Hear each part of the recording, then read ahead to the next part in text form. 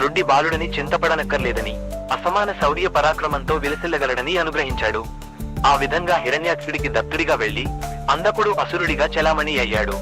హిరణ్యాక్షుడు భూలోకాది సమస్త లోకాలను వశపరుచుకుని దేవతలకు పీడగా పరిణమించాడు.